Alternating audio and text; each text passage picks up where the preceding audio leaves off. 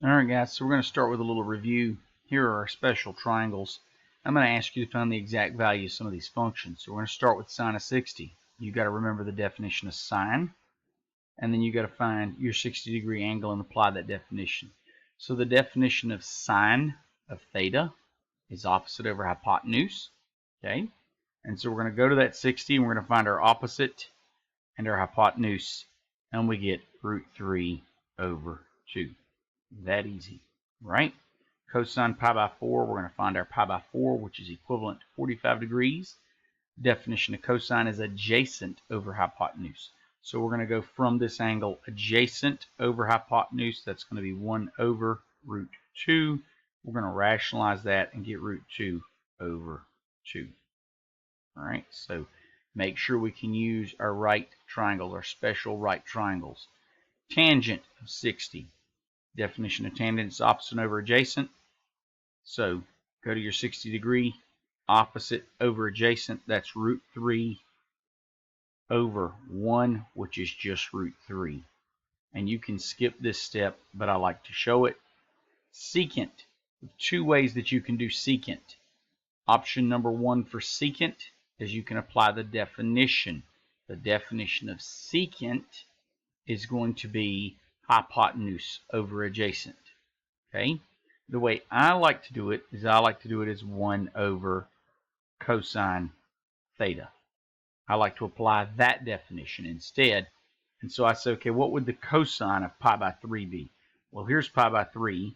The cosine of pi by 3 would be adjacent over hypotenuse. It'd be 1 over 2.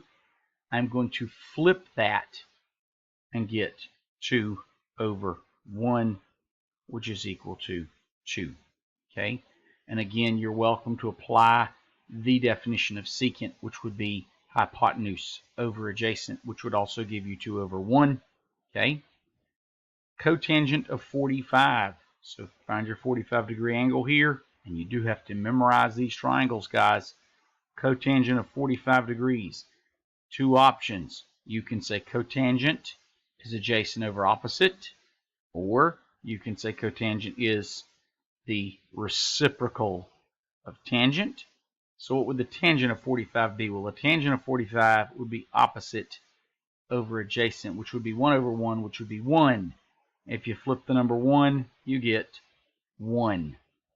Cosecant of pi by 6. Again, I'm going to apply the definition of 1 over sine, which is basically find the sine of this angle and flip it. All right, well, here's pi by 6. The sine of pi by 6 would be what? Opposite over hypotenuse, 1 over 2. Flip that, you get 2 over 1, 2. Okay, so that is a quick review of the exact values of quadrant 1 angles. And then I'm going to ask the magic question.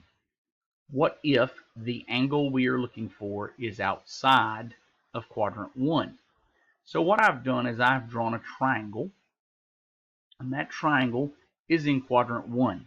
Now this is what we refer to as a Pythagorean triple. What that means is it's 3 numbers that work out in the Pythagorean theorem to give us whole numbers. So if you say 12 squared plus 5 squared, you add those up, you'll get 169. The square root of 169 is in fact 13. And so you get these nice pretty numbers. Now, if you think of getting from here to here by going this way and then this way, or cutting the corner and going this way, all of these things are positive. 12 is in the positive x direction, 5 is in the positive y direction. Okay? What if I drew this same triangle in quadrant 2? Well, this leg here would be negative, and so that'd be negative 12. This would still be positive. And if you square that and you square that, you're going to get 169, and the square root of 169 is still 13. And so what you end up with is your adjacent side is negative, and your opposite and your hypotenuse are positive. Okay? Interesting. Let's move over to quadrant 3. Let's apply this same thing. We're going to go to the left. Let's going to be negative 12.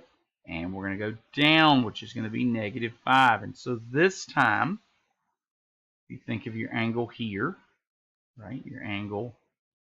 You think of your angle here, your opposite and your adjacent. By the way, you square that, you get a positive 144. You square that, you get a positive 25. Still going to give you a 13 for the hypotenuse.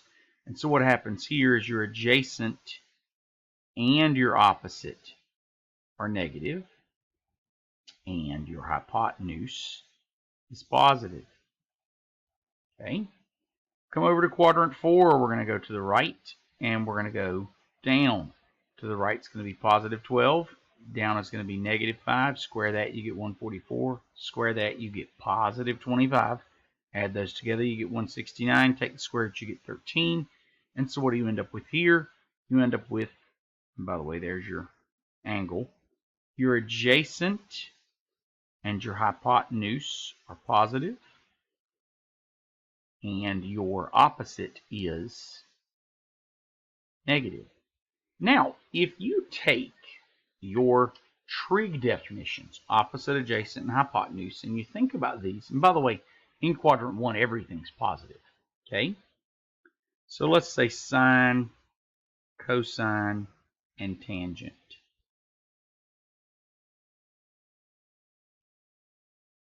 They're all going to be positive in quadrant 1, and they're all going to be positive in quadrant 1 because all three of these sides are positive.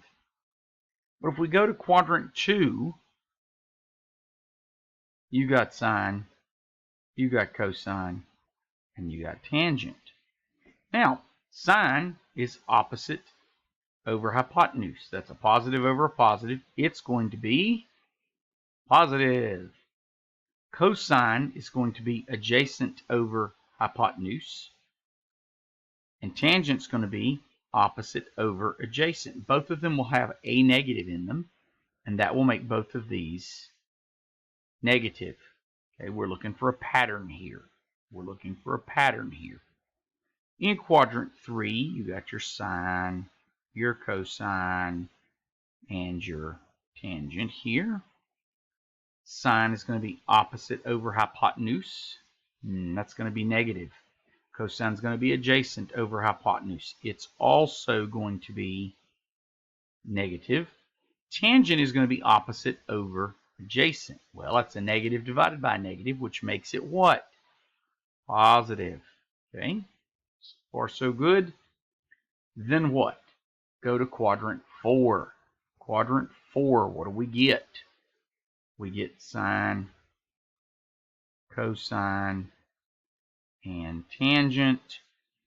And sine is going to be opposite over hypotenuse. It's going to be negative. Cosine is going to be adjacent over hypotenuse. It's going to be positive. And tangent is going to be opposite over adjacent. It's going to be negative. And so we end up with this pattern where everything's positive in quadrant 1. Sine is positive in quadrant 2. Tangent is positive in quadrant 3. And cosine is positive in quadrant 4. And everything that's not positive is, in fact, negative. Now, an easy way to remember this is with a little mnemonic device. All students take calculus. However, you got to count on your fingers when you do this. So I'm going to go all students take calculus. All means all of my functions are positive in quadrant 1. Students starts with the letter S, means what? Sine is positive in quadrant 2. All students take means that tangent is positive in quadrant 3. And calculus means cosine is positive in quadrant 4. Okay? So you'll see me in class actually count on my fingers and say, all students take calculus. All students take calculus. Okay? When you see me do that, I'm trying to figure out who's positive and who's negative. Okay? So we're going to use this mnemonic device in our next video to answer some questions. So jot it down somewhere and keep it handy. I'll see you in the next video.